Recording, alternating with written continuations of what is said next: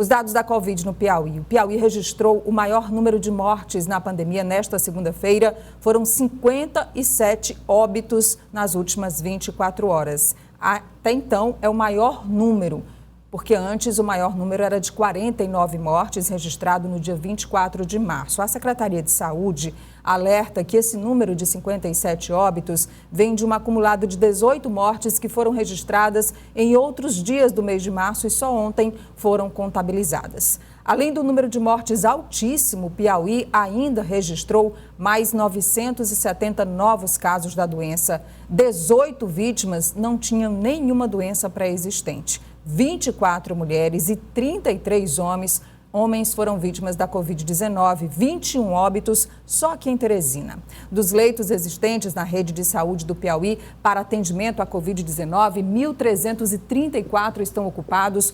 867 são leitos clínicos, 431 pacientes estão em leitos de UTI e 36 estão em leitos de estabilização. E aqui no telão você acompanha comigo os números totalizados desde o início da pandemia. Nós temos até agora confirmados no estado do Piauí mais de 220 mil casos da Covid-19, mais de 170 mil descartados, 640.191 testes rápidos realizados, 13.062 altas médicas. E vamos aí nos aproximando de 4.600 mortes, 4.586 vidas perdidas para as complicações da Covid-19. A semana passada registrou o menor número de novos casos da Covid-19 nas últimas 3 semanas aqui em Teresina. Foram quase 900 casos a menos que nos 7 dias anteriores. Mas dados mais específicos do acompanhamento da pandemia levantados pelo COI da capital mostram que podemos estar próximo de mais uma alta de casos e mortes nos próximos dias. Quem explica para a gente esse relatório recente dessa semana do Comitê de Operações Emergenciais da Prefeitura de Teresina é o médico neurologista Marcelo Adriano, que integra o COI municipal. Nesse primeiro gráfico estão representadas 4 variáveis, 4 informações importantes. As colunas representadas na cor cinza representam os atendimentos por síndrome gripal. O segundo dado, que está representado pelas colunas em amarelo, representam os casos confirmados. Em vermelho estão representadas as síndromes respiratórias agudas graves, que representam o quê? Aqueles pacientes que foram atendidos com síndrome gripal, que colheram o exame, que tiveram resultado positivo, mas que sofreram um agravamento do quadro clínico, requerendo oxigênio e, portanto, hospitalização. E em preto está representada a curva das mortes, dos óbitos, ou seja, aqueles pacientes que foram hospitalizados, seja em enfermaria, em UTI, que dias ou semanas depois evoluíram para óbito. Então a gente observa desde a primeira semana do ano de 2021 que os atendimentos por síndrome gripal, ali em cinza, eles foram aumentando gradualmente. Até que 3 semanas atrás foi atingido um certo pico, um platô, e há 2 semanas vinham se reduzindo. Mas infelizmente agora na última semana, na semana passada, esse número de atendimentos voltou a subir, inclusive representando um recorde no número de atendimentos por semana de pacientes gripados. Nesse outro gráfico a gente está representando os exames laboratoriais diagnósticos de Covid-19 realizados em pacientes de Teresina. Então, na linha vermelha, nós temos os exames que foram solicitados, ou seja, foram colhidos e enviados para o laboratório.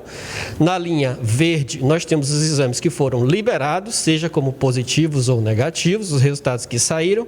E a linha preta representa o percentual de positividade, ou seja, quantos % das amostras testadas tiveram resultado positivo. Então, o que a gente observa?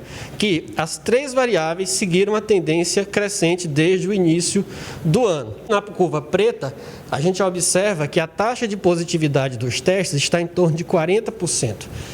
Essa é uma taxa muito alta. A Organização Mundial de Saúde recomenda uma taxa abaixo de 5%, que representaria o quê? Representaria que você está testando muito, está testando tanto que poucos dos exames solicitados resultam positivos.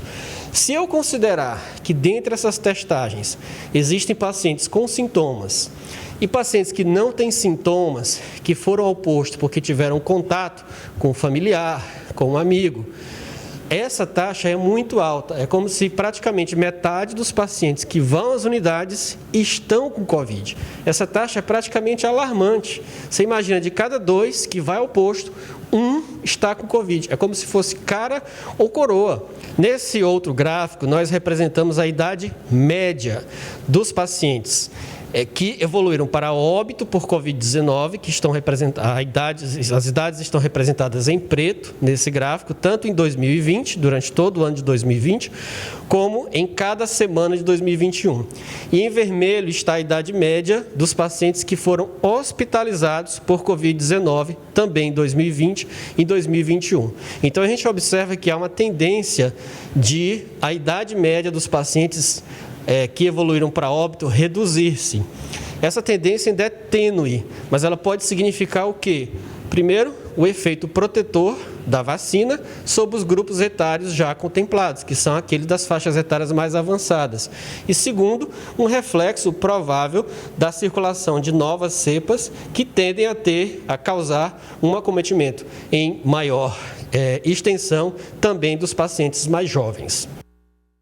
Aí, como você vê, o COE municipal já vem analisando as 14 semanas epidemiológicas desde o início de 2021. Esses dados são sempre encaminhados à gestão de saúde, à gestão municipal, para adotar medidas necessárias diante dos dados de combate à pandemia.